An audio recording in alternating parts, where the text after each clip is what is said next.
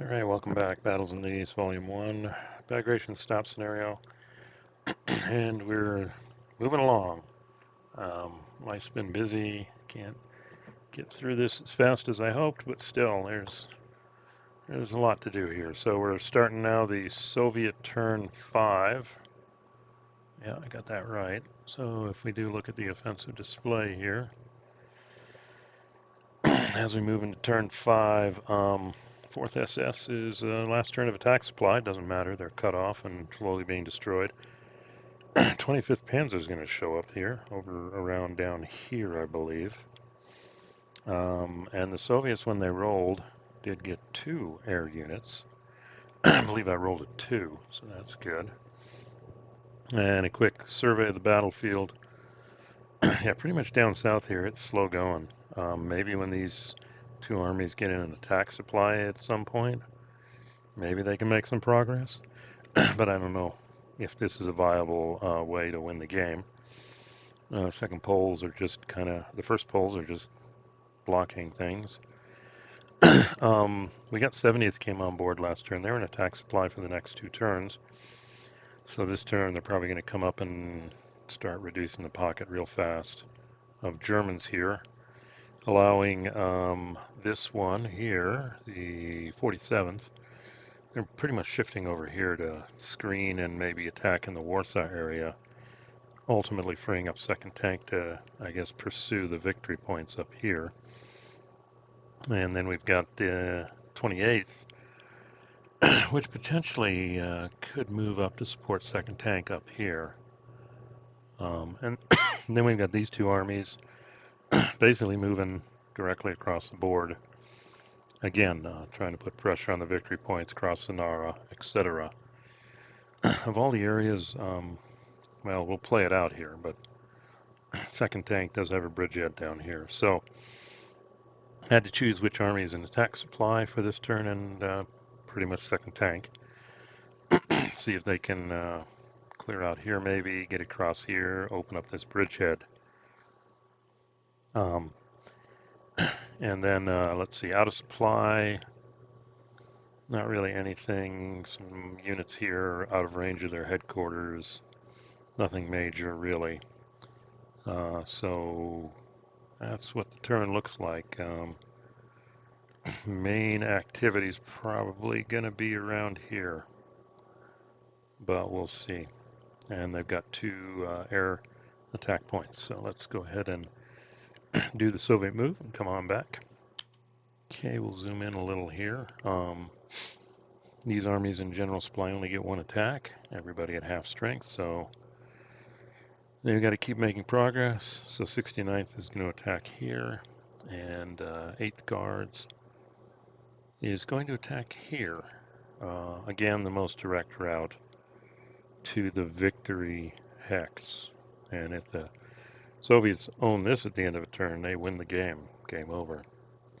Looking up here, like I said, the 47th, basically moving some more units back over here from the pocket, and these units again screening in front of Warsaw. I'll save the 2nd Tank for last. As predicted, 70th is coming against these units now and going to start reducing the pocket with these guys left behind, and then kind of another mini mix-up pocket here. They're going to attack this guy, and along here they're again doing their 1 attack here, and it looks like 1 attack here. Now 2nd Tank, yeah, the Germans did truly pin this bridgehead. Nobody can move. These guys can't move off of here because of Zoc to Zoc move. The only guy who can move is this guy. And he couldn't do much, but elements of these units did move up. Instead of trying to attack this way, they decided to move up. This guy had enough movement points open hex here to cross the river, and they're going to attack here, hopefully, and here, and maybe here. And in their case, full strength attack. They've got 3 shifts for headquarters and also 2 air units. So total of 5 shifts available. So their whole goal here is to expand things out here. And so we'll see how all the attacks go. So we'll be back for the Soviet combat. Okay, let's start down here in the south. And I'll pull up the CRT. That's, yep, there. So they didn't have very much luck. You did have Model here with a 2L shift, which he shared with each of these, bringing these down to a horrible 2-to-1 attack. First one, 2-to-1-3 is nothing happened, engaged. And the second one here, 2-to-1-on-2, that's even worse. The Russians actually lose a step. I forget which one it was. Probably that guy, the 125 down there. So the Germans literally held here. No real change except the Russians took a loss. So this stagnated. I don't know if a difference would make with them in attack supply. We'll see if they become a choice. I don't think so at this point. Let's move over to the pocket. And yes, they had 10-to-1s. They pretty much destroyed the German units that were there. A pair of 125s. And they're gone now. Yeah, I think I have them off to the side here. Can't see them. Yep, there they are.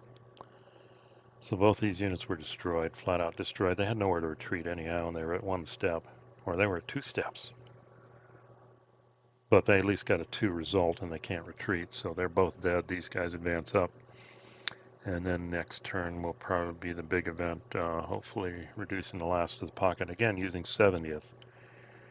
Because these units, again, are pulling over here to cover here, and 28th here is potentially, it looks like it's going to move up behind 2nd tank and support its advance up here. Big attack here, 6-to-1. They destroyed the unit, surrounded. Even with a 1, that was a 1-step loss, but... Oh, wait, did that wrong. Let's see, was this guy here? 6-to-1 on 1 is a 1-step loss. So he's still there. I'm going to have to fix that. Anything but a 1 or 2. So I'll have to look at that in the later move. He's probably back. Up here, they pushed him off the bridgehead, but they took losses. 2nd tank is starting to lose its edge, to be honest. 6-to-1 on 6, that's nice, but it had a 1. This guy did take a loss, but then he took the other 2 steps as retreats. But they have effectively stopped this guy, at least. The Tigers, for now, are surrounded. And then the attack up here, another 1, 5-to-1 on 1 is a 1-1. Again, 2nd tank takes a loss, and this guy retreats 1 hex, and they follow him. So they've barely extended it.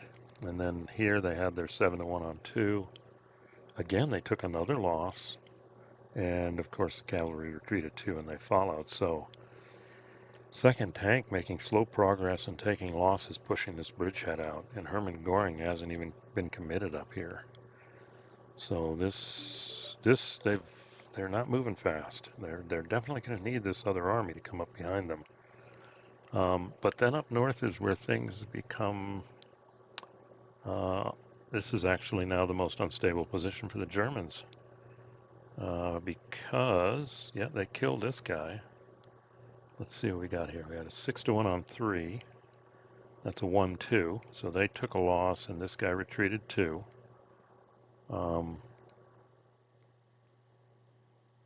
Yeah, that was Gray. So he retreated 2.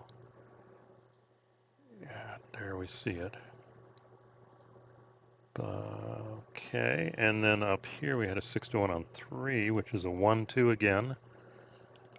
Soviets taking losses, but I think what happened was here, this guy, yeah, he was eliminated. I'll have to look at it, but I think he was in a position he couldn't retreat. So they kind of changed their attack here based on advance after combat. They were able to pin him. I may have to look at that again. Yeah, I'll go back and check that out. So this area up here is actually becoming very unstable. Really hard. Well, I guess they can get some units up here. They don't have a lot. So again, this is kind of falling apart. It's kind of crazy. Down in the south, thought it was a problem, but they've slowed that down. Second tank here is making progress, but getting hurt. And now this is potentially the unstable area, especially if the Russians decide to put one of these headquarters in attack supply in their next turn. That's the big one. They can do one more army in attack supply, and second tank has 2 more turns. So yeah, any one of these, probably not this army. 65th, I don't see that. But this one, maybe. Or, I don't know, the 47th here is more in a defensive role than attacking. So there'll be some thought here. Yeah, if I had to, I'll have to deal with that next turn. Or one of these down here. So, end result, potentially this area up here is falling apart. And then in the mech move, the Soviets pretty much just secure their positions now. There's not really much they can do aggressive. So we'll see how that plays out. Well, let me see. Yeah, with the mech move, potentially if I review it and see if I did anything wrong with some results, they pin this guy. This guy can withdraw, and there's problematic. These units are trying to exploit as fast as they can in general supply. Quartered move, only 2. Try and get these guys behind him. It looks like this river line will be the next effective defense, but this guy's trapped. Here they're just trying to protect themselves, because I believe Hermann Goring set up for a counterattack somewhere. And yeah, that's really the only real mech moves out there.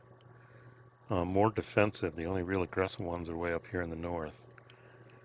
So that gets us to the halfway point for the Soviets. In theory, they've only got 1 victory point, but there's 5 more turns, and more of their army units are going to be supplied, and then going out of supply 3 turns later. So this could become the area of concern now too, or even these guys moving up through second tank and pushing up here also. So we'll see. I'd have to say, just in hindsight, the Germans, the mistakes I made in the beginning were aggressively using the redeployment rule.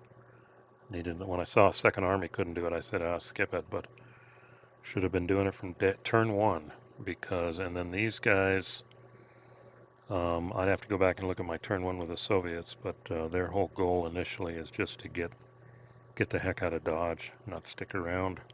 I thought I could use them maybe for a counterattack underneath the second tank, etc. But I would say in hindsight, no, let's get these guys over to Warsaw or somewhere in that area, as opposed to what's happening to them here. So,